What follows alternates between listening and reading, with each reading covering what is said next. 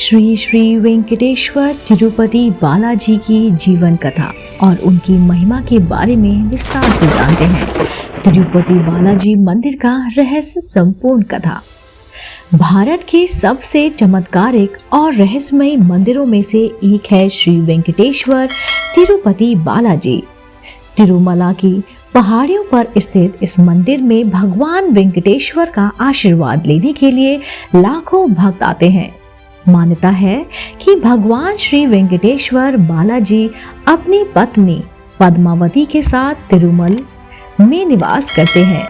ऐसी मान्यता है कि जो भक्त सच्चे मन से भगवान के सामने प्रार्थना करते हैं, श्री वेंकटेश्वर बालाजी उनकी सभी मनोकामना पूरी करते हैं। नमस्कार दोस्तों, स्वागत है आप सभी का एक बार फिर से आपके अपने पसंदीदा YouTube चैनल आध्यात्मिक कहानियों में।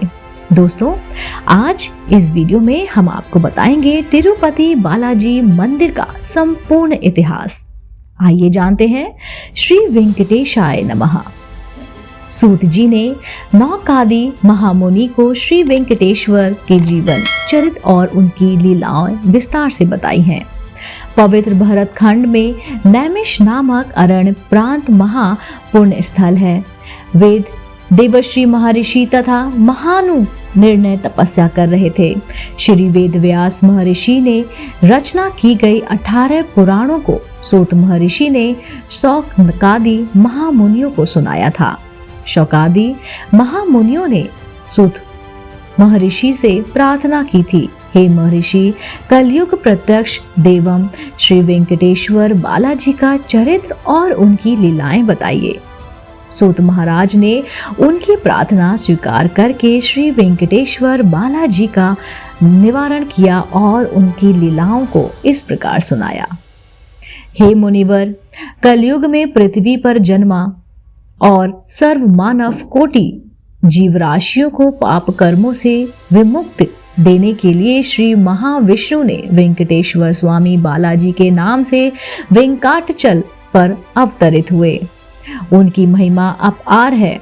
भक्त जनों को सदा आदर करके उनको मोक्ष प्रदान कर रहे हैं। जो उनके दर्शन करेगा या उनकी जीवन कथा सुनेगा या फिर पढ़ेगा, उनका जन्म परम पवित्र हो जाएगा। ऐसा कहकर सूत महर्षि ने मन में अपने देवगुरु व्यास महर्षि का ध्यान किया। गुरु के अनुग्रह से श्री वेंकटेश्वर की महिमा और लीलाएं उनकी आंखों के सामने प्रस्तुत दिख रही थी और उनके अनुसार सूत महामुनि शौकादिन महामुनियों से यह सब प्रकार कह रहे थे। नारद महामुनि सत्यलोक में जाकर ब्रह्मदेव के दर्शन करते हैं। नारद महर्षि ब्रह्मदेव के पुत्र हैं। सदा हरि नाम स्मरण करते गाते 14 भुवनों में घूमते फिरते रहना उनका स्वभाव है। वैसे ही घूमते फिरते हुए देवताओं के पास में झगड़े की सृष्टि करके उनका झगड़ा देखकर आनंदित होने का उनका काम है और दृढ़ शिक्षण सृष्टि रक्षा के लिए और मानव कल्याण के लिए श्री नारायण को उस समय पर अवतार करने का प्रोत्साहन करते रहना है। हरि नाम स्मरण गाते गाते तीनों लोगों में घूमता हुआ नारद ब्रह्म लोक में पहुंचा। उस समय ब्रह्म पद्मासन पर बैठे हुए थे। उनके पास ही सरस्वती देवी मधुर स्वर में वीणा वादन कर रही थी। नारद ने वहां पहुंचकर ब्रह्मदेव को प्रणाम किया। ब्रह्मदेव ने आशीर्वाद दिया और आशीर्वाद से नारद को उचित आसन पर बैठने की अनुमति दी। उस समय ब्रह्मदेव के दर्शन के लिए इंद्रादि देवता, सूर्य चंद्र, नवग्रह देवता वहां आकर बैठे हुए थे। त्रिलोक संचारी नारद को वहां देखकर सभी देवता त्रिलोक के समाचार नारद से सुनने में उत्साह थे। ब्रह्मदेव को देखकर नारद ने कहा, हे पितृदेव, द्वापर युग के कृष्णा अवतार के बाद श्री हरि ने इस कलयुग में कोई अवतार धारण नहीं किया है। इसी वजह से कलयुग में मानव ज्ञानहीन होकर भक्ति अद्वाओं और को छोड़कर पुण्यहीन होकर नरक कूप में जा रहे हैं। इसको बचाने का कोई उपाय बताइए।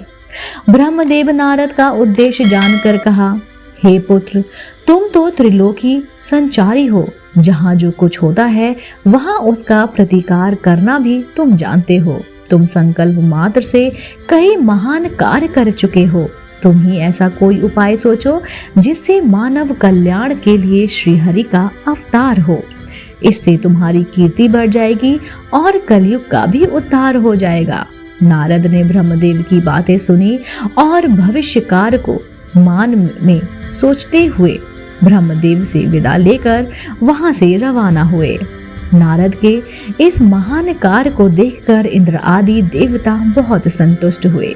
मित्रों, इस वीडियो को बस इतना ही। आगे जानने के लिए आप इस वीडियो का भाग दूसरा जरूर देखिएगा। उम्मीद करती हूँ आपको आज का वीडियो बेहद पसंद आया होगा। दोस्तों, अगर आप भी वेंकटेश्वर तिरुपति बालाजी के भक्त हैं तो आप मुझे कमेंट में ज़रूर बताइएगा। मैं आपको मिलती हूँ जल्द ही इसी का दूसरा भाग के साथ। आप देख रहे थे आपका अपना पसंदीदा YouTube चैनल आध्यात्मिक कहानियाँ।